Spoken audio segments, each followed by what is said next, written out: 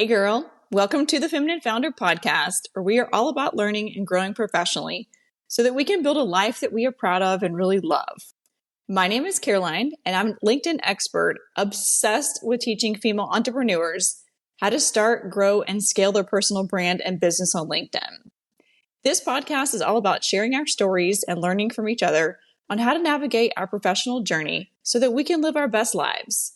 So if you are just starting out on your entrepreneurial journey, or you're growing and scaling an epic company, you are in the right place, friends.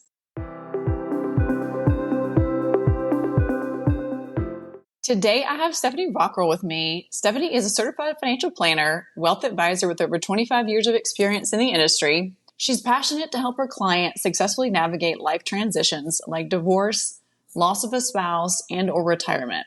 She helps her clients and their families go from being confused about their financial situation to feeling empowered with a realistic plan for their future. And I love the work that she's doing. So welcome, Stephanie.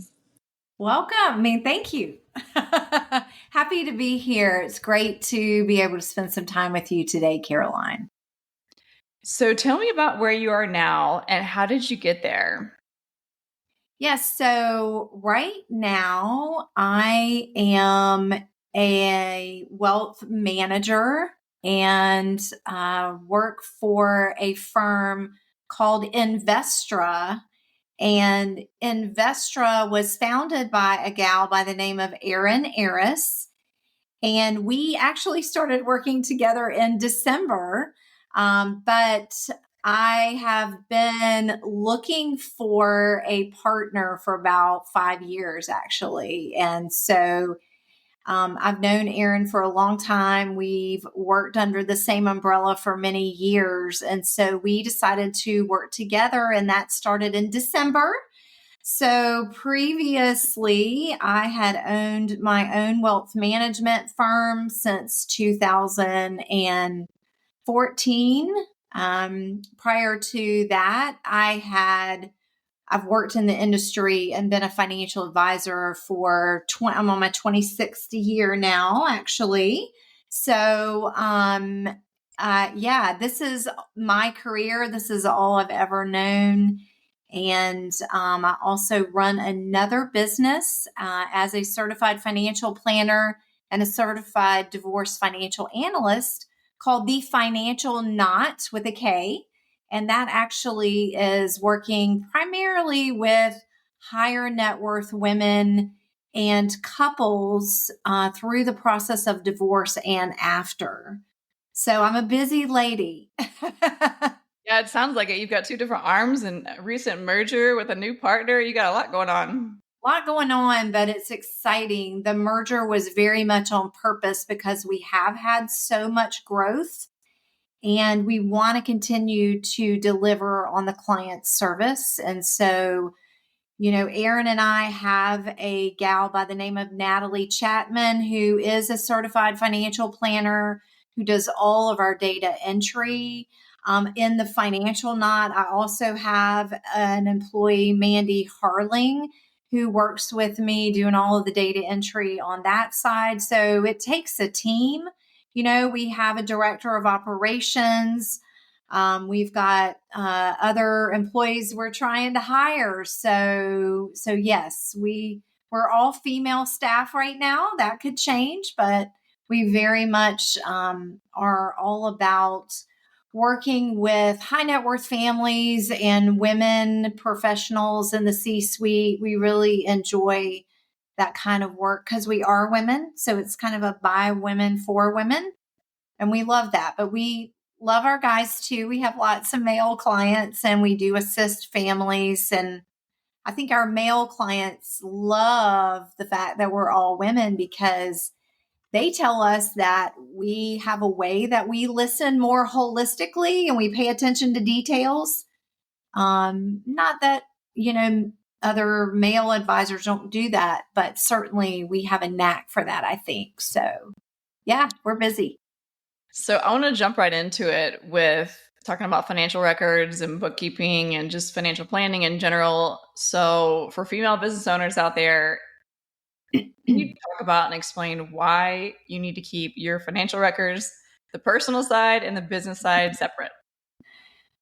Well, there are multiple reasons. I would say the number one reason is just for your sanity and for you to be well organized and for you to be able to understand, are you making a profit or not? If your house is not in order, that becomes very hard to understand. And so that is a number one order of business, is making sure that you are organized. And the second reason I would say is liability purposes. I mean, if you're really wanting to distinguish your business from your personal, you don't need your finances not in order. Those need to be in order. So, and we'll get into documents that need to be in place as well to help you to reduce your risk on your personal asset side as well. But if your books are not in order and you can't distinguish the personal from the business, then chances are if you had to go to court, you're not going to be able to make that distinction either. So you want to make sure. Those are the biggest two reasons I would say. That's a good segue into my next question. So, I've met before and talked about this, and there's three things or three D's that can happen in your life, that can be life-changing, especially financially for you, and they're death, disability, and divorce.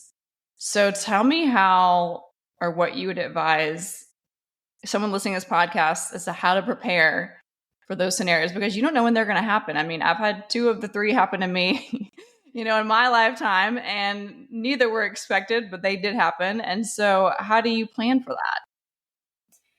Yeah, I get asked this a lot. And when we have a new client, we're working with clients on a financial planning, wealth management engagement, and we bring them in because we lead with financial planning. A lot of advisors, I think, make the mistake of leading with investments. That's not what it's about. Investments are just a tool. And so when we lead with financial planning, we address these issues with business owners.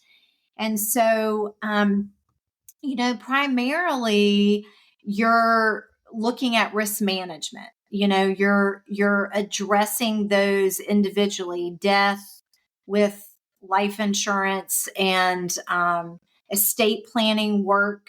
We like to quarterback that and get in with your estate planner, especially with a business owner, because that's usually a more complex conversation. So it's planning with life insurance, it's planning with your estate documents.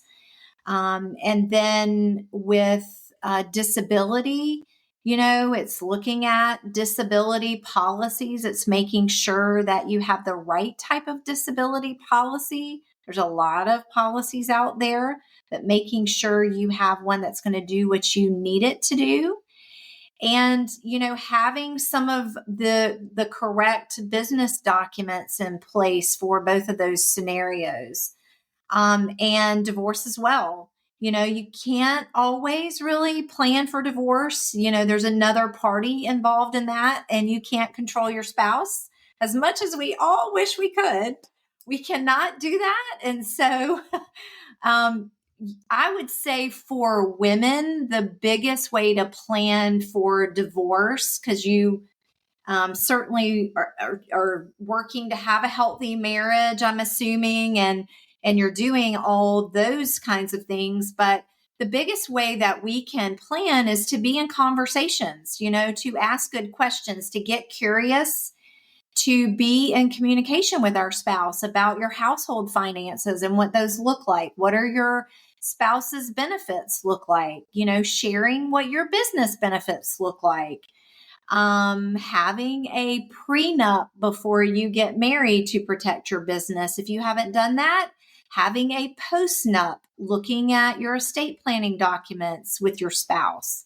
You really want to look at that. And those are some of the ways that you can be prepared. Not that you will go down that road, but you've worked hard in your business and you do want to be prepared. You want to make sure that you've thought about that.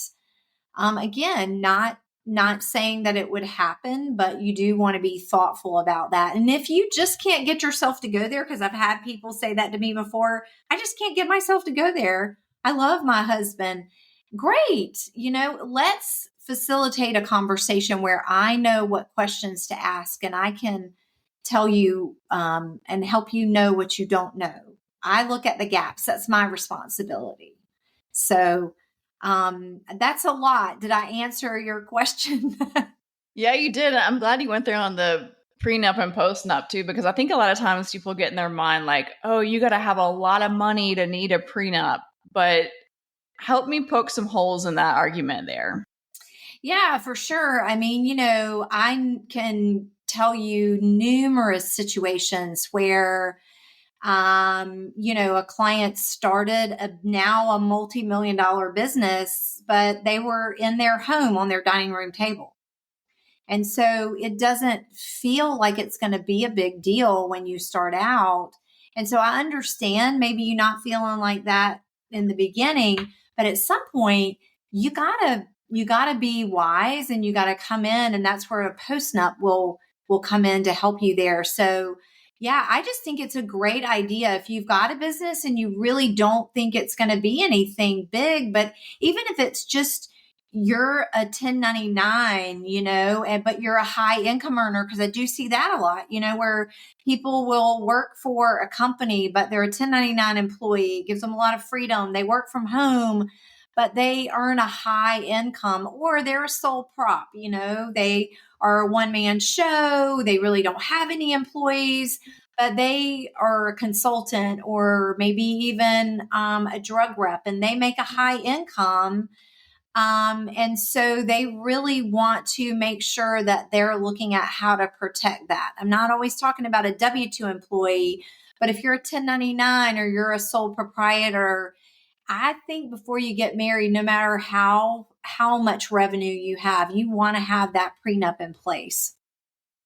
So you just don't ever know, Yeah, and I think people there's a huge stigma associated with it, obviously. And yeah, it's a tough conversation. I'm not saying, but if you're going to get married, you better get ready to have some tough conversations.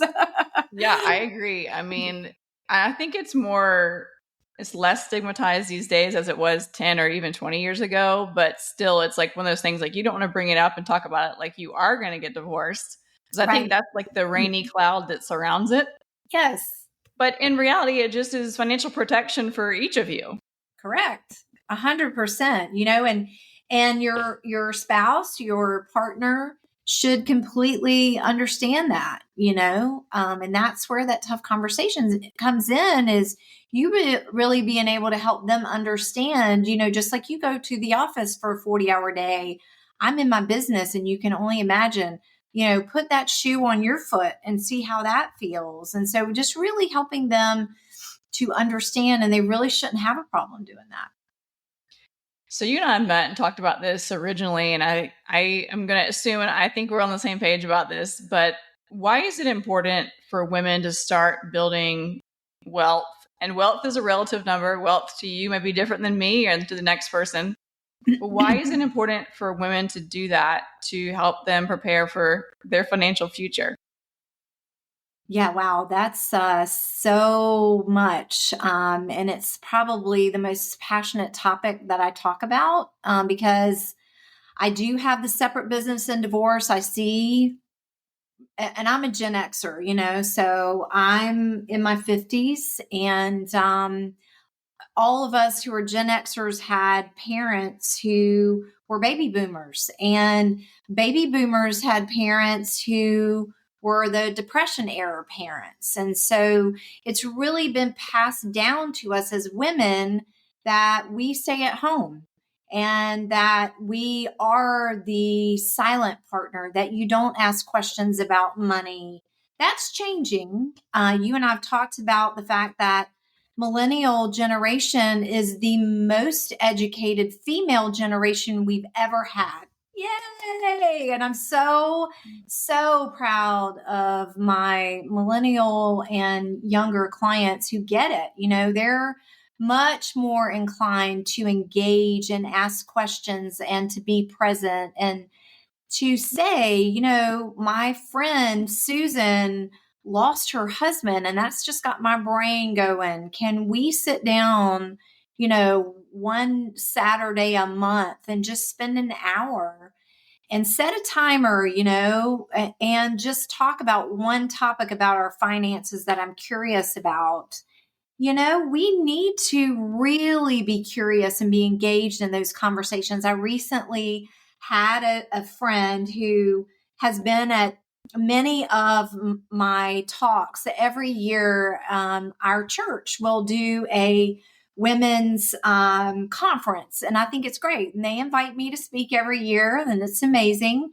And one of the biggest topics that I talk to them about is being curious and asking questions and making sure that you're available, even though maybe your eyes want to glaze over and your eyes want to roll back in your head and you hate the topic of finances. Be present in those meetings. Go to meet with the financial advisor. At least act like you have a little bit of interest. And then I have clients who are very savvy at that, and they're very comfortable with asking those questions. So not trying to put everybody in a box, but just saying, I find that it's much harder for women, especially who are 40 and older, to really want to engage in those conversations. The reason it's so important is because we know that for women going through divorce, that on average, their household income gets cut by about 41% after divorce. And so, you never take one household and a lifestyle that you're used to and split it into two households. That math does not make sense. And so it's really helping women to understand that, because I see it all the time. And they think, if they could just make somebody understand their side of the story or tell everything to their attorney or the judge, that things will go in their favor. And I'm telling you, that is just not what I see. I don't see that. South Carolina is a permanent alimony state. And I think a lot of our friends and family will tell us, oh, you can just take them for all they're worth. And that's just not what I see. I see that judges, even the female ones, want to see that you're out working and that you're doing what you can to contribute, income to your household. So it's a very, you can tell, a topic I'm very passionate about. And then for widows, my heart really, I've got so many clients who have been through that and lost their husbands in their 20s and 30s. Young men that they thought they were going to spend their life with. And so it's really making sure you have that conversation about life insurance. I can't stress that enough. We'll be right back. It's that time of year again. Summertime is in full swing. I don't know if you're like me, but your girl hates drinking a warm beverage. That's why I created Chilled Vino. Chilled Vino is my patented drinkware product, designed with innovative cooling technology to keep your wine or cocktail cold. With a long stem and elegant feel, you can enjoy your wine or cocktails outdoors. Chilled Vino is shatterproof and resembles a wine glass made of BPA-free plastic. You place in the freezer 4 hours prior to using and remove, and voila, it'll keep your wine cold for hours. You can find it at www.chilledvino.com or on Amazon.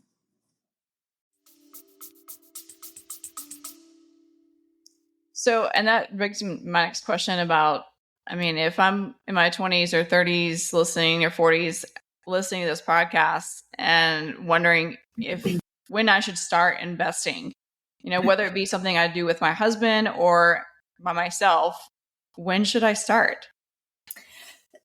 Yeah, it's a great question. The sooner the better. You want to start in your 20s. I've got some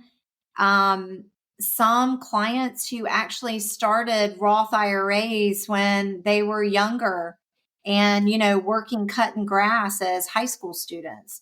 And so, you really want to start as soon as possible, in my opinion. And if you don't find yourself in that situation, it's never too late to start. But you have to have some surplus in your income most of the time to be able to start. And so it starts with budgeting, and people hate budgets. It's one of the biggest struggles that I see is people really not knowing what they're spending. They don't know their income, especially their after tax income. And so it's understanding that and really starting that as soon as possible. And I'm going to fast forward on that. So let's say I started investing in my 20s and now I'm here in my 60s or 70s. And then I need to start pulling some of that cash out because I'm winding down my professional life. I mean, how do I figure out or know how to maintain the way I'm living when I'm working, when I'm retired?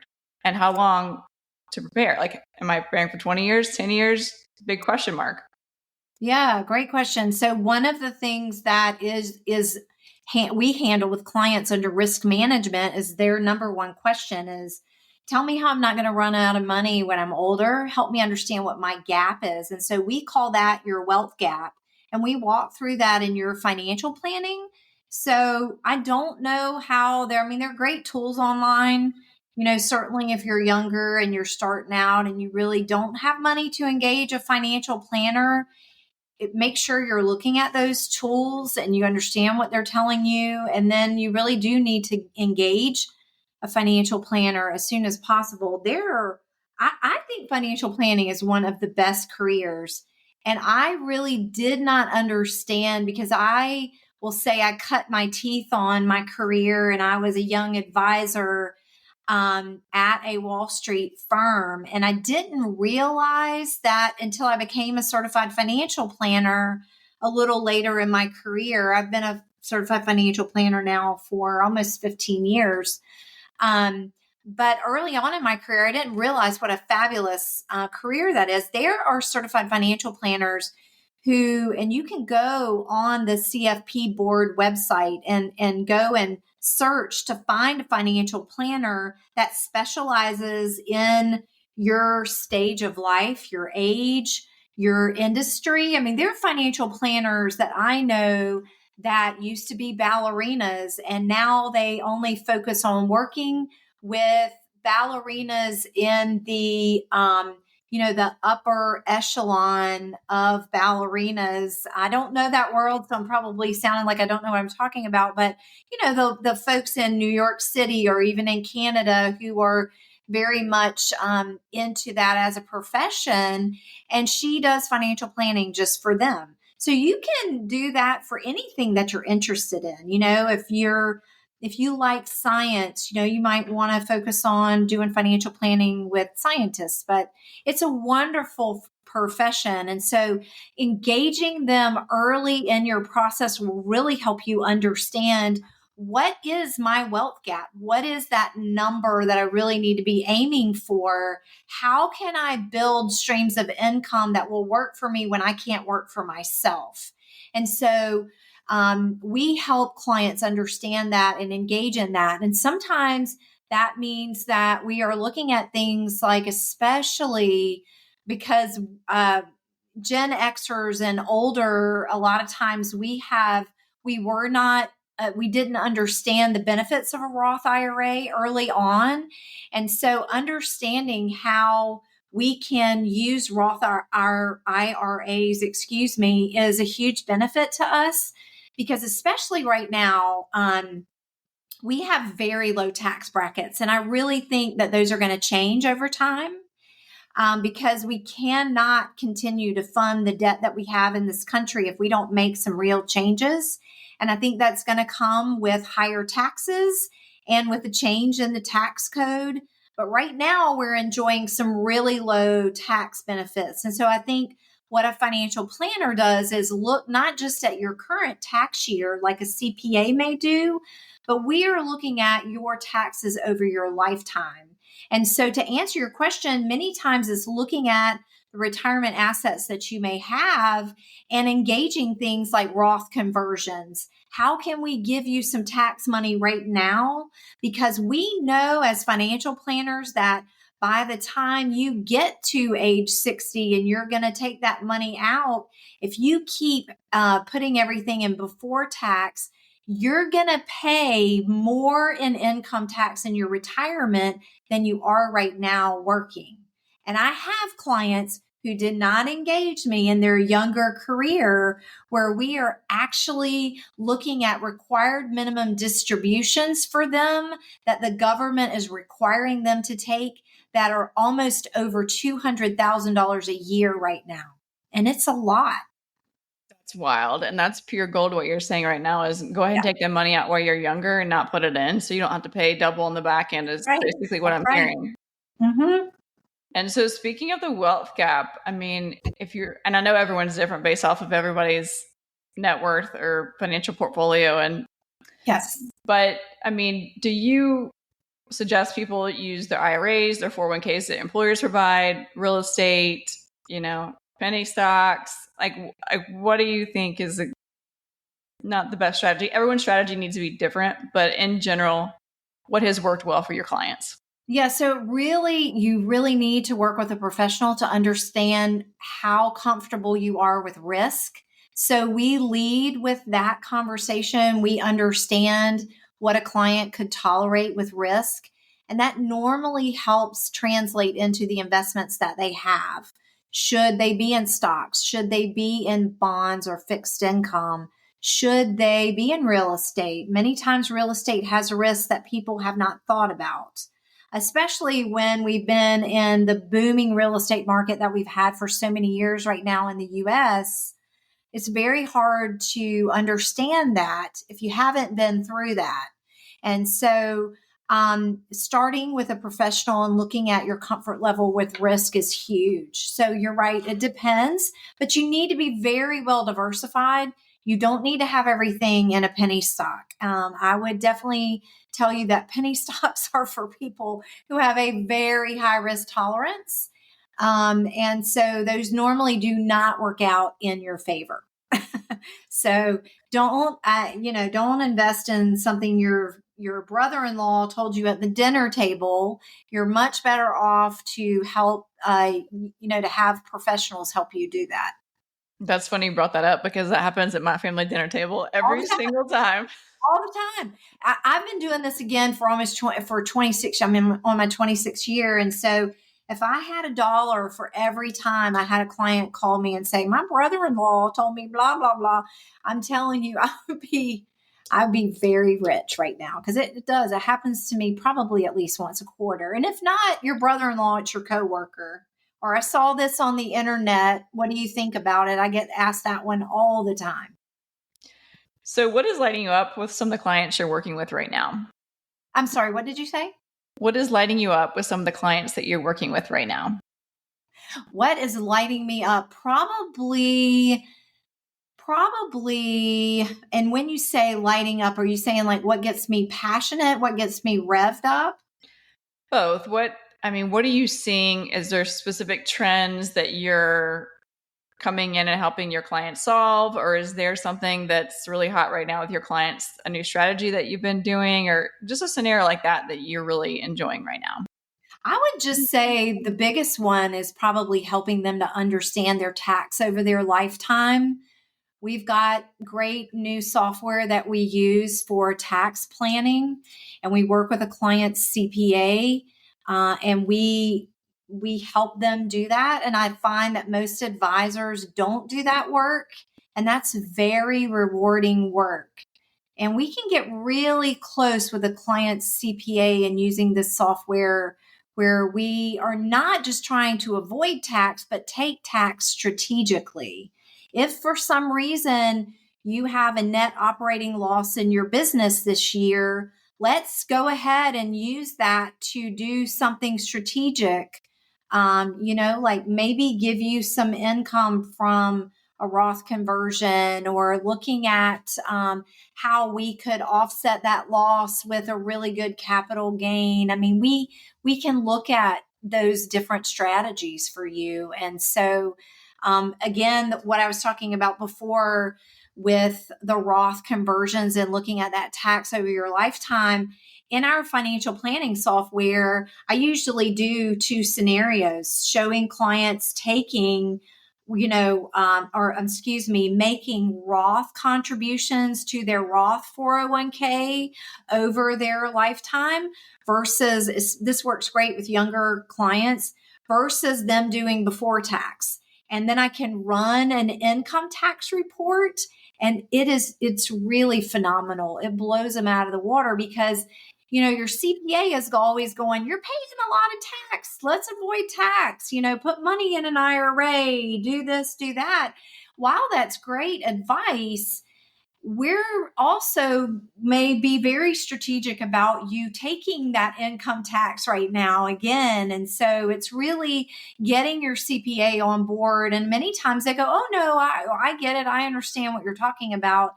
And so them being on board really helps us to drive a lot of that. And with business owners right now, it's a conversation with even their third-party administrator when they're doing a new plan and they're looking at doing those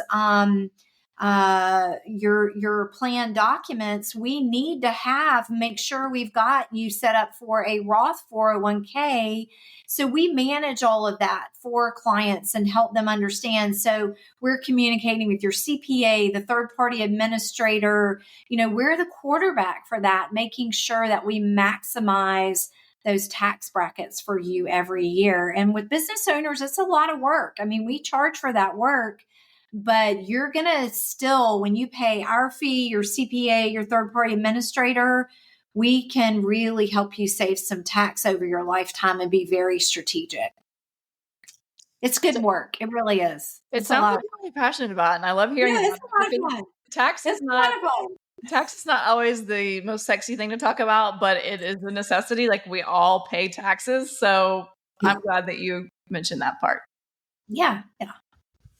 So as we wrap up, how can our listeners find you? Yeah, so I would tell you to look us up online at Investra.com. That's Investra.com is the best way. There's a book a consultation there, book an appointment, and that takes you right to our calendar.